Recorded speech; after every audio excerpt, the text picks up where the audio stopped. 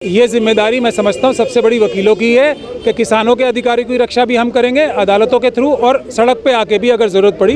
ये सिर्फ एडवोकेट समूह, ये तो जन आंदोलन है। ये जो देश चला रहे हैं ना, ये संविधान के हिसाब से नहीं चला रहे हैं, ये अपनी मनुवादी के हिसाब से चला रहे हैं, आरएसएस के हिसाब से सारा सब कुछ हो रहा है। मैं पहले तो मोदी जी के बारे में बता दूं, वो जब भी पब्लिक प्लेटफॉर्म पर आते हैं बोलते हैं ना, वो हिटलर को पढ़ के आते हैं।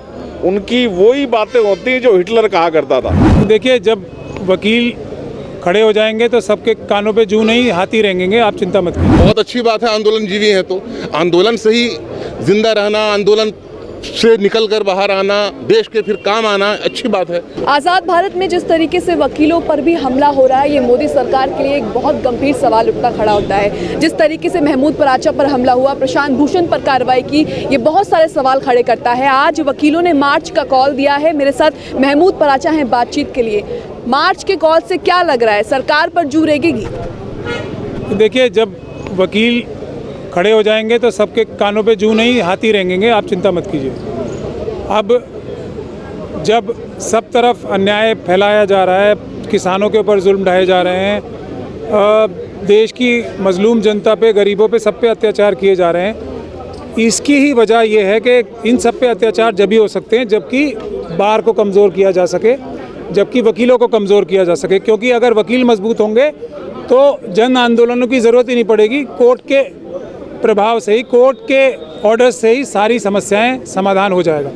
इसीलिए वकीलों पे हमला हो रहा है, ताकि संविधान को कमज़ोर किया जा सके, ताकि देश में न्यायिक प्रणाली को कमज़ोर किया जा सके। तो अब जब वकील सामने आ रहे हैं तो हमारी डिमांड आज सबसे महत्वपूर्ण ये है कि वकीलों के अधिकार की रक्षा के लिए एक एडवोकेट्स प्रोटेक्शन एक्ट आना चाहिए। जब तक वो नहीं आ रहा तो जो अधिनियम 142 है, आर्टिकल 142 है सुप्रीम कोर्ट का, इसके पास जिसमें इनहेरेंट पावर्स हैं, उसका इस्तेमाल करके सुप्रीम कोर्ट गाइडलाइंस तय करे, जैसी बहुत सारे दूसरे मुद्दों पे भी कर चुकी है, और कानून ऐसा माना जाएगा सुप्रीम कोर्ट की गाइडलाइंस को ही, जिससे वकीलों के अधिकार की रक्षा हो सकेगी, जिससे वो आज़ादी के साथ अपनी प्रैक्टिस कर सकेंगे और उनके साथ कोई जुल्म ज्यादती नहीं हो पाएगी।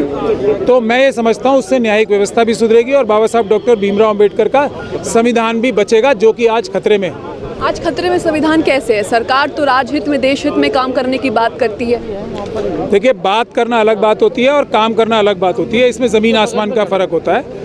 जिस तरीके से किसान आंदोलन कर रहे हैं, कोई वो अपने लिए आंदोलन नहीं कर रहे हैं। कल देश की हर एक जनता को, आम जनता को 1 रुपये की चीज़ खाने की 10 रुपये में खरीदनी पड़ेगी, तो 10 गुना रेट बढ़ जाएंगे। तो किसान तो पूरे देश की लड़ाई लड़ रहे हैं। उसी प्रकार से जो दूसरे लोग हैं, जो गरीब लोग हैं, जो आदिवासी हैं, जो SC STs OBCs लोग हैं, जो माइनॉरिटीज़ हैं, वो भी सिर्फ अपनी लड़ाई नहीं लड़ रहे हैं, सब गरीबों की लड़ाई लड़ रहे हैं, सब इस देश की आम जनता की लड़ाई लड़ रहे हैं। तो उन सब की लड़ाई में सबसे बड़ा भागीदार अगर कोई हो सकता है तो वो वकील हो सकते हैं, क्योंकि वो कोर्ट से, अदालत से न्याय दिलवा सकते हैं। इसीलिए सबसे पहले वकीलों की सुरक्षा बहुत आवश्यक है, जिसके लिए आज आपने संविधान खतरे की बात कही, लेकिन जिस तरीके से लोगों को आना चाहिए इस बात की गंभीरता को समझने के लिए, शायद वो लोग नहीं आ पा रहे, नहीं समझ पा रहे कि संविधान खतरे में, हमारे हकों का हनन हो रहा है, इसलिए आगे नहीं आ पा रहे। देखिए, वकील आगे आ रहे हैं, आप देख रहे हैं कितने वकील हैं आज यहाँ पर।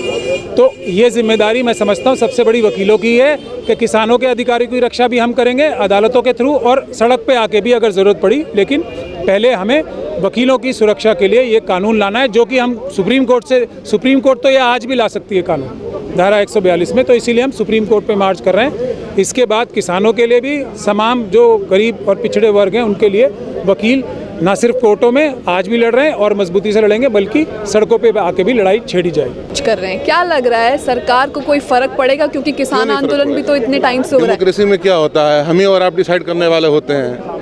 आप फ़र्क तो पड़ेगा, और इस फ़र्क पड़ने की चिंता सभी को है, तभी आप यहाँ पर आई हैं, मुझसे इंटरव्यू भी ले रही हैं और आप फ़र्क डाल रही हैं। आप लोग फ़र्क डालेंगी। और बता दूँ, ये सिर्फ एडवोकेट समूह, ये तो जन आंदोलन है। लेकिन जन आंदोलन का रूप हम लोग इसलिए नहीं ले रहे हैं कि कम एफर्ट में वकील बिरादरी ही, चूँकि वकील बिरादरी जब मजबूत हो जाएगी तो जन आंदोलन बनाने की ज़रूरत नहीं। जन आंदोलन यूँ है कि जब एक क्लाइंट आता है वकील के पास, उसकी प्राइवेसी उसके बीच होती है। आप भी आएंगी तो आपके साथ हमारी कुछ प्राइवेसी होगी, उस प्राइवेसी में डायरेक्ट दखल है, जबकि इसके लिए लॉ है, उसके बाद भी दखल है। तो ये जो दखल है, ये इससे कौन अफेक्टेड होता है? अल्टीमेटली आप अफेक्टेड होती हैं, जनता अफेक्टेड होती है, वकील सिर्फ अफेक्टेड नहीं होता, जनता अफेक्टेड होती है। तो ये जन आंदोलन बन सकता है, लेकिन अभी उसकी ज़रूरत नहीं है। हम लोग काफ़ी हैं, हम लोगों को न्याय दिलाने का काम करते हैं, लोगों के लिए वकालत करते हैं। अपनी वकालत तो हम खुद भी कर सकते हैं जब वकील मजबूत होगा। हमारे महमूद भाई ने कहा कि जब वकील मजबूत होगा, जन आंदोलन तो है, बनाने की जरूरत नहीं पड़ेगी। जब वकील मजबूत होगा तो जन आंदोलन की जरूरत ही नहीं पड़ेगी। फिर तो प्रधानमंत्री आपको भी बोलेंगे कि आप भी आंदोलन जीवी हैं।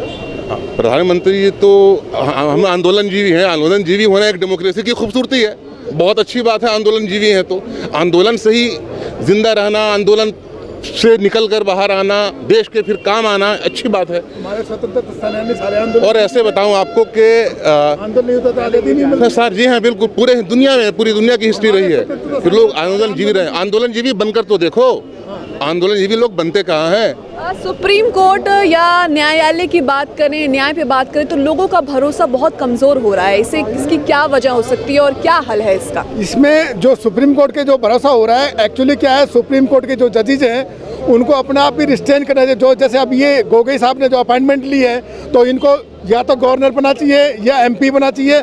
मतलब इनको ये 65 साल के बाद भी ये शांति से नहीं है, ये चाहते हैं 65 साल के बाद भी इनको वाइजेड सुरक्षा मिलती रहे और इनको सारी प्रिविलेज जब तक ये मरे ना जब तक ये मिलता रहे, जो कि खिलाफ है।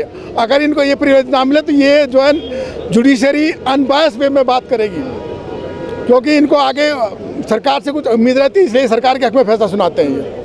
अभी सर महुआ मोइत्रा टीएमसी से सांसद रही हैं, अभी लोकसभा में उन्होंने रंजन गोगोई को लेकर स्पीच दी। बहुत अच्छा बोला। क्या समझ रहे हैं आप उससे? जब आपने सुनी तो क्या सोचा, क्या लगा? मैं पहले तो मोदी जी के बारे में बता दूं, वो जब भी पब्लिक प्लेटफॉर्म पर आते हैं, बोलते हैं ना, वो हिटलर को पढ़ के आते हैं। उनकी वही बातें होती हैं जो हिटलर कहा करता था कि सपने दिखाओ जाओ, दो मत कुछ भी।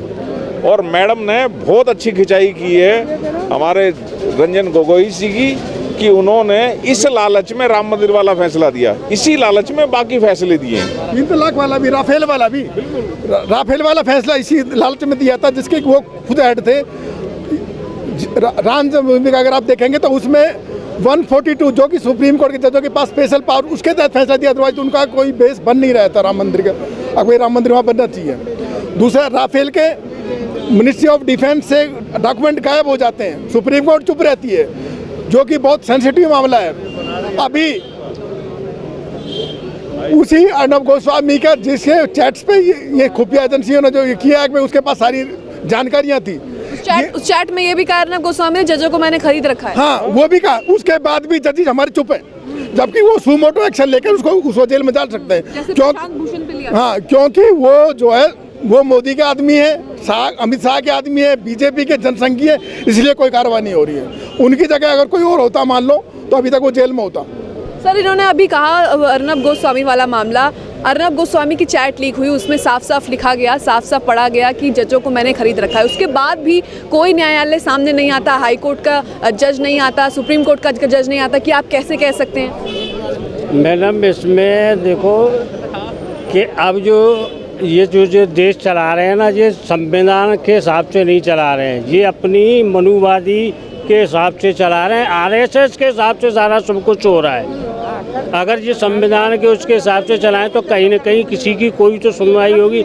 कभी ये हिंदू मुस्लिम वाला चक्कर चला देते हैं, कभी किसी को आतंकवादी घोषित कर देते, कभी किसी का भी। अब ये जो अभी हमारे वकील साहब के साथ है, ये क्या है, क्या हो रहा है? एक तो ये हो सकता है कि ये एडवोकेट है और माइनॉरिटी से है, मुस्लिम माइनॉरिटी से। दूसरे, ये कांग्रेस से जुड़े हुए। तो आजकल बीजेपी तो बिल्कुल किसी को चाहती नहीं है, न तो नरेंद्र मोदी, ना क्या नाम है अमित शाह, कोई भी ये चाहते ही नहीं है कि जो कुछ है हम ही है, हम ही कर रहे हैं। लेकिन ये मैडम हमेशा नहीं चलेगा और न चलेगा जब तक जागरूक नहीं है कुछ लोग, और वकीलों में भी जब तक पूरी तरह जागरूक नहीं, जब तक कुछ नहीं होगा। मैं ये कह रहा हूँ कि ये गांधी का देश है। कौन नहीं जानता, हमारे इस प्रजातंत्र में कौन सा ऐसा व्यक्ति है जिसने नेशनल मूवमेंट के बारे में थोड़ी भी जानकारी है? वो कौन नहीं जानता कि वकीलों ने उस आंदोलन को कैसे खड़ा किया, अपनी विचार दी, एक विचारधारा के तहत पूरा जनमानस तैयार किया। अगर हम वकीलों के चैम्बर में हम जहां असिस्टेंस दे रहे हैं, हमारा अपना कुछ है, कोई पर्सनल इंटरेस्ट है, आप पुलिस पकड़ कर लाती है, अनाप शनाप सारा चीज़ लिख देती है, अरेस्ट कर लेती है, अरेस्ट मेमो में नहीं होता, बाद में सर्च मेमो में दिखा देती है। उनकी मनमानी तो नहीं चल सकती ना। यहाँ रूल ऑफ लॉ है, हमने एक कॉन्स्टिट्यूशन बनाया, उस कॉन्स्टिट्यूशन के तहत रूल ऑफ लॉ है, हम उस रूल ऑफ लॉ का पालन करेंगे। कोई भी आप हो, मैं हूं। ऐसा क्यों लग रहा है आपको कि सरकार संविधान के विरुद्ध जा रही है? सरकार संविधान के, आप बताओ रूल ऑफ लॉ में क्या है, क्या कॉन्स्टिट्यूशनलिज्म फॉलो हो रहा है, आप बताओ। इधर जो अभी हमारे वरिष्ठ भाई ने कहा, कौन सा ऐसा सुप्रीम कोर्ट ने, क्या जिस समय माइग्रेंट लेबरर्स जा रहे थे, क्या ये 142 उस समय नहीं इन्वोक करना चाहिए? जो 32 है फंडामेंटल राइट है, राइट टू लाइफ, आप कह रहे हो कि right to life with dignity है, आपको उस समय सड़कों पे डिग्निटी दिखाई दे रही थी?